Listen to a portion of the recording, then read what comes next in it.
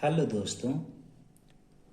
तो आज हमको क्वेश्चन दिया गया है प्रश्नावली 9.1 का प्रश्न नंबर 2, जिसमें कहा है कि आंधी आने से एक पेड़ टूट जाता है और टूटा हुआ भाग इस तरह मुड़ जाता है कि पेड़ का शिखर जमीन को छूने लगता है।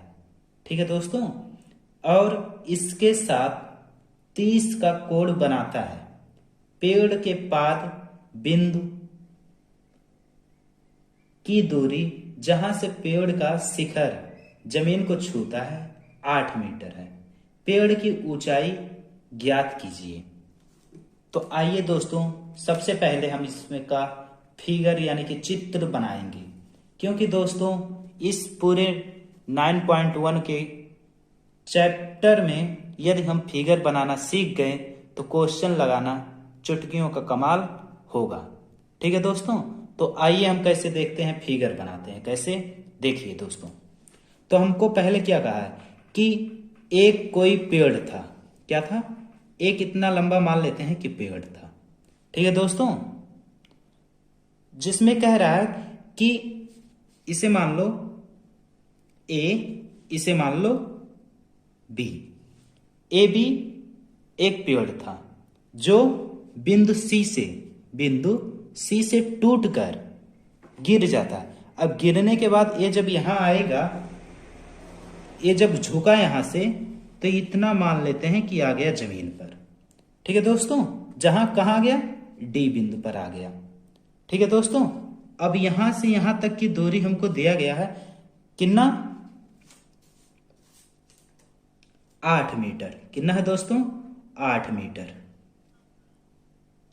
8 मीटर हमको दिया गया है और हमसे पूछा है कि इसकी ऊंचाई कितनी है। इसकी ऊंचाई हम कैपिटल एच मान लेते हैं।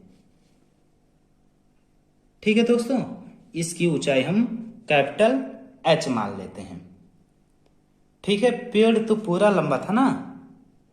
ठीक है दोस्तों, अब हम यहां पर केवल जो टूटा हुआ भाग यानी कि यहां से यहां तक का, इसको हम h मान लेते हैं।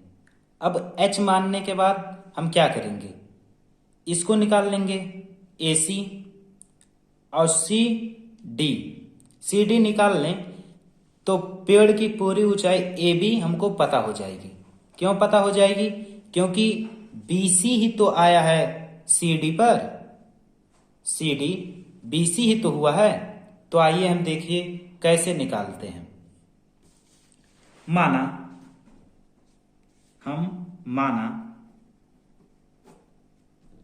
पेड़ की ऊंचाई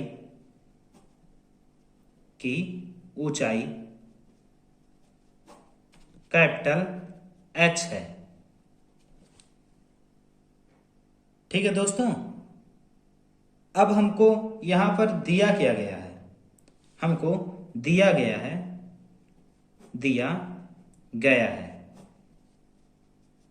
है कि D से A की दूरी DA बराबर 8 मीटर। और हमको एक चीज और दिया गया, क्या? इसके बीच का कोण यानी कि एंगल हमको कितना दिया गया है? 30 डिग्री। 30 डिग्री। ठीक है दोस्तों, देखिए यहां हमें यहां लिख देते हैं 30 डिग्री। ठीक है दोस्तों, 30 डिग्री हमको दिया गया है। तो हमको कोण बराबर कितना पता है? 30 डिग्री। अब कोण हमको 30 डिग्री पता हो गया। अब हम जानते हैं कि H अपान 8m। अब इसमें हम जो निकालें कि कोण के सामने की भुजा क्या होती है? लंब होती है। नीचे का आधार और इस सबसे बड़ी भुजा कर्ण होती है। तो हम पहले किस में निकालने जा रहे हैं? लंब और आधार में। तो हम जानते हैं कि लंब और आधार में किसका संबंध होता है? टैन का होता है। तो हम लिख लें टैन थीटा बराबर क्या हो जाएगा? लंब अपान आधार बराबर क्या हो जाएगा? H अपान 8 मीटर।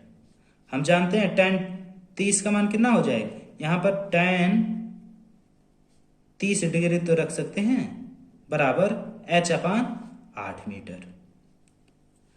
tan 30 का मान हम जानते हैं दोस्तों 1 अपान √3 होता है, बराबर h अपान 8 मीटर। क्रॉस मल्टीप्लिकेशन हमने कर दिया, ठीक है दोस्तों। तो 8 मीटर इक्वल टू h√3, तो h बराबर क्या आ जाएगा दोस्तों, 8/√3, यहां पर मीटर लिख लो, ठीक है दोस्तों।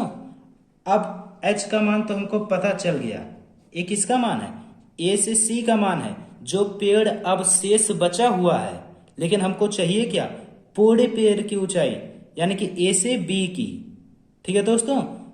तो इसके लिए हम क्या करेंगे, x को निकाल लें, यानी कि कर्ण को, जो BC से टूटकर आया था CD पर, वही हम इसको निकाल लें। तो देखिए दोस्तों, अब ये लंब और कर्ण में किसका संबंध होता है, हम जानते हैं साइन का संबंध होता है। या दोस्तों हम कर सकते हैं आधार और कर्ण का, क्योंकि आधार हमको पता है, कर्ण हम माने हैं, ठीक है दोस्तों। तो आधार और कर्ण में किसका संबंध होता है, कॉस का। तो कॉस 30 डिग्री इक्वल टू क्या हो जाएगा, 8 मीटर अपान x। हम जानते हैं कॉस 30 का मान √3 अपान 2, 8 मीटर इक्वल टू x। अब यहाँ पर √3x इक्वल टू 16 हो जाएगा मीटर, और x बराबर 16/√3 मीटर, ठीक है दोस्तों। अब यहाँ पर हम चूंकि हम जानते हैं कि कैपिटल H बराबर क्या होगा, x प्लस h, ठीक है दोस्तों। अब इसलिए h बराबर x का मान कितना आया, 16 अपान √3 प्लस h का मान कितना है, 8/√3। दोनों का हर समान है तो आपस में जुड़ जाएगा, हो जाएगा 24 अपान √3, ठीक है दोस्तों। अब इसको हम काटना चाहें, इसमें परिमेयीकरण कर दें, √3 में सबसे मल्टीप्लाई कर दें, तो ये हो जाएगा 24 अपान 3। इसको इससे काटे, आ गया हमारा 8/√3, 8 3 24 होगा ना, ठीक है दोस्तों। तो यहाँ पर 8 यानी कि कैपिटल H यानी कि पेड़ की ऊंचाई कितना हो गई दोस्तों, 8√3, यही हो गया हमारा आंसर। थैंक यू दोस्तों।